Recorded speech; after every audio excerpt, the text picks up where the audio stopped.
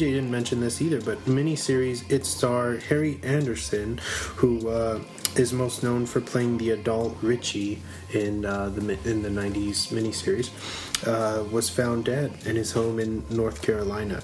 He was 65 years old. This happened just a few days ago. Did they say why? No, that hasn't been released yet. Oh, okay. But there's no foul play suspected or anything. Yeah. Okay.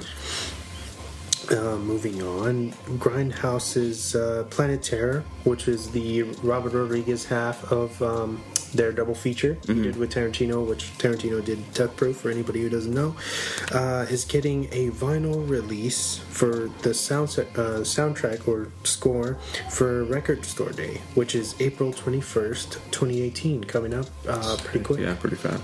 Yeah, it's going to be a pressed on white, and it's the first time that score will ever be released on vinyl. So, pretty fun. Are you guys fans of that movie? Yeah, I haven't seen either of them. Why not? I have a rule that I don't see a film that the director says is their worst film ever. And Tarantino said that Death Proof is the worst film that he's made, so I don't. You can watch them separately. Same with David Fincher and the third Alien movie. So you've never seen Alien 3? No, I haven't seen Alien 3 or Death Proof. So. But you didn't want to watch Planet Terror for Rodriguez? Planet Terror. I haven't seen Planet. I'm not a fan of Robert Rodriguez. So. That might be his best one. Probably, maybe his best movie. Close, yeah. Good God, really? Maybe not, but I mean, it's up there as far as fun. It's fun. It's a fun B movie. That's the one with zombies, right? Yes. Yeah. Okay. And that's the end of my news. Do you guys want to get into Weekly Recs real quick? Yeah. And now it's time for the weekly recommendations. Who wants to go first? TJ, you got any weekly recs? Not really, no. Nothing? Nothing you're watching right now that's pretty interesting? I'm rewatching Community for the 10th time, so if you haven't seen the show Community, that's on Hulu. Okay. Check it out. It's pretty Nice. cool. Anybody else? Yeah, I got one. I got two, actually. My first one is The Descent. Okay. Oh, yeah. I just recently watched that. Neil Marshall, right? For the first time? No, I've watched it before. It was just a long time watching it, and I saw it on, I think it's on Netflix. Okay. And so if you have Netflix, you can check it on there. It's basically a group of 6 or 5 women go Spelunking? exploring into an unnamed uncharted cave, yeah, and some creepy shit goes on, and they have to survive. Yeah, very very good horror survival. Yeah. Very claustrophobic at times, for sure. Good. Yeah. I dig that movie. And my next one is the Netflix Lost in Space Cool. show. Really? Yeah, finished it. How many episodes? 10. Okay.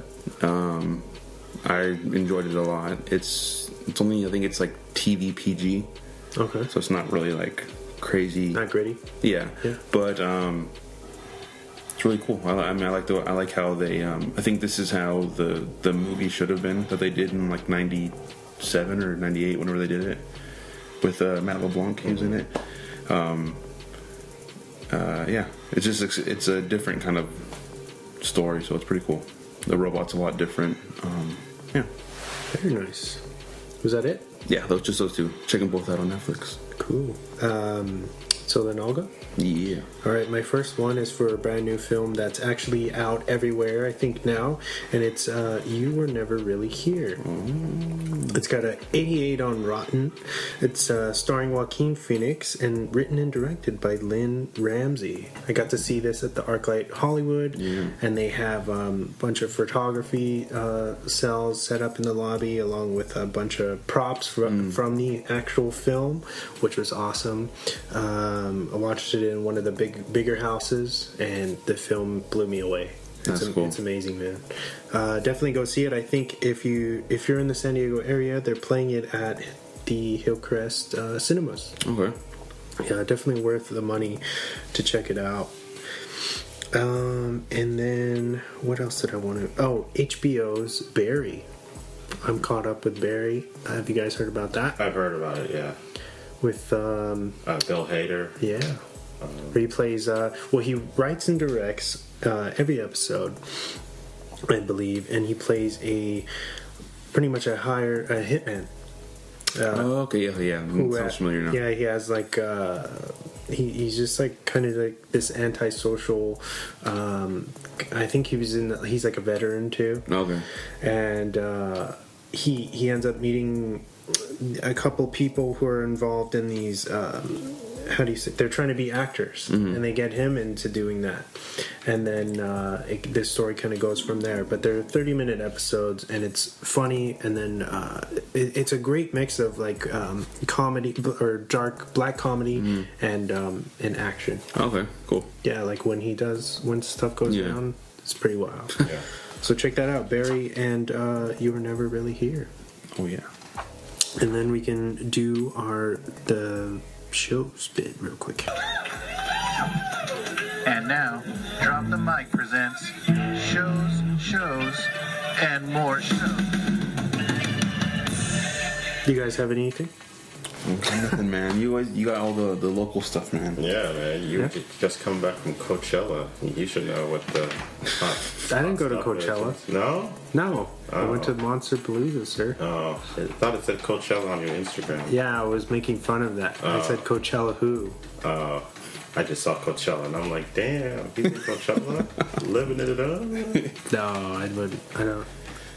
Have you guys heard about that? The dude that runs Coachella? Mm-mm. He's like a right wing activist. Really? And he's like backs Trump, and Wow. he's like all for like kicking out all the immigrants. It's all for the and wall. He's just very negative people. So it's strange that so many people are still supporting that with that information getting out. But anyway, veering off from that, I did go see Angel Olsen I think it was last Thursday. Mm-hmm. And we had been promoting that show on here for a while, and it was a beautiful show. It was it was downtown at Music Box, and that's the only thing that I would say was a negative experience for the show. Is that it's built like a narrow hallway, so it gets a little claustrophobic with the amount of people. It was a sold out show, it was like pretty packed, shoulder to shoulder. I wish I could have been up on the balcony. They have a couple stories. Okay, it's probably funner to watch the show from the balcony. But yeah, she's fun. Check her out if you guys haven't yet.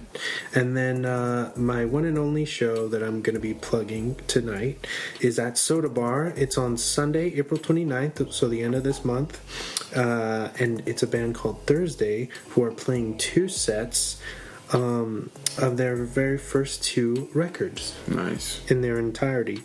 The first one is Full Collapse, which I think they start around 6 or 7, and then they take a couple hours break and they play their second album, War All the Time, around 10. Okay. So they're playing 2 sets in one night. 2 albums. Yeah. It's fucking wild. That's crazy. And that place is super small. I don't know how it's gonna go. Those tickets, I got one for the second set, so I'll be there. And the tickets sell down in like 30 seconds. Dude. Damn. It's wild. That's crazy. It really is. But now, finally, we can jump into our main focus. Yeah. 5, 4, 3, 2, 1. And now for the movie focus of the week. All right. So my first question for you fellas is what do you think was wrong with this film, Phantoms? You want to take it, CJ? You guys go ahead. All right. So I feel like the writing was pretty bad. Mm-hmm. For one of the things that was pretty bad. I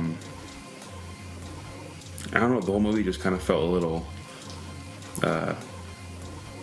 paced weird. I don't know. It's kind of all off from the beginning. Mm-hmm. Affleck was the bomb, though. He pretty much was. I don't know. What did you think about it, Wes?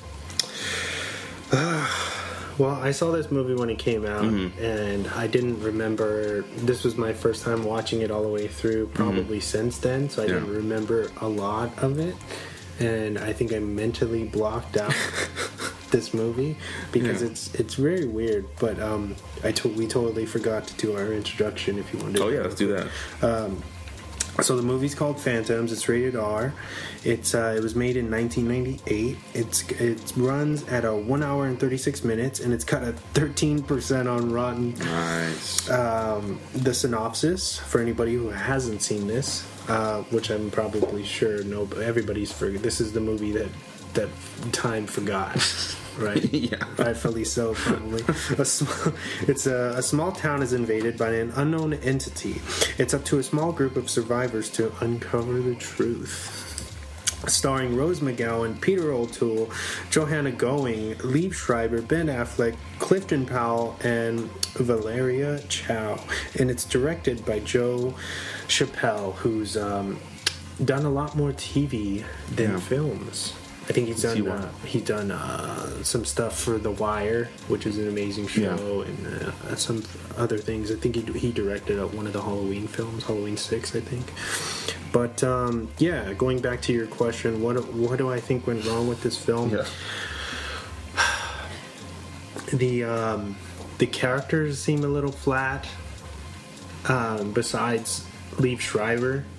I feel like he was the only one with any real potential as far as like why he kind of stands out way more than everybody else. Even like why is he a creeper? Yeah, like why is he trying to touch this mutilated body? Yeah, like in a weird sexual way. Because he's looking at her, and then he takes his glove off, and then he kind of looks down her body. Yeah, and then he's getting ready to touch her thigh. It was like an old lady. Yeah, it was an old lady, and she was all like super veiny and creepy looking. But if anybody had any potential, even when he turns evil, spoilers for anybody who gives a shit. I doubt you do. I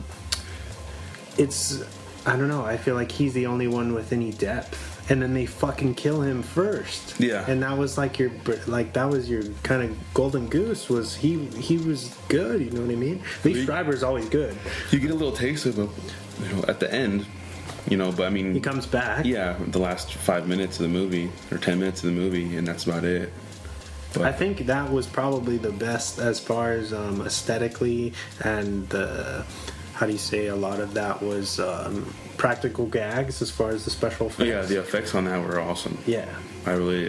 But that's where this movie misses its mark too, is that it mixes shitty 90s CGI that looks terrible, like video game graphics, with practicals. Yeah.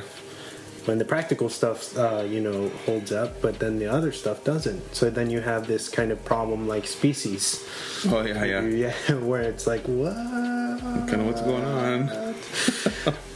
I don't know. But I would say, honestly, go back and watch this movie. I was going to say, why don't they remake this movie? This is a movie that deserves to be remade. And then I remembered, they already did it with Slither, because this movie is basically Slither, except for Slither is actually fucking good. Yeah, exactly. Is there anything that you think that they got right?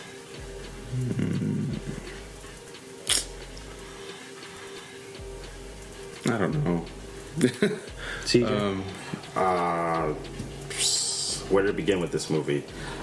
First off, it rips off a bunch of classic horror sci-fi movies like The Thing and Species, The Shining, even kind of. Also, the acting is so wooden. Like, everyone seems casual in a pretty dire situation. like they all seem to be. I mean, Ben Affleck and Liev Schreiber and stuff. They all seem like pretty laid back in what's a super tense situation. And then they drag Peter O'Toole out of bed to come in this garbage. It's just so bad. The dialogue's bad, especially in the beginning. My God. You said that this was by a famous horror novelist. Well, the book He wrote. This is based on a book, and I've never read the book, so I can't really speak on it. But I don't know if maybe this movie is bad because its source material wasn't that good to begin with.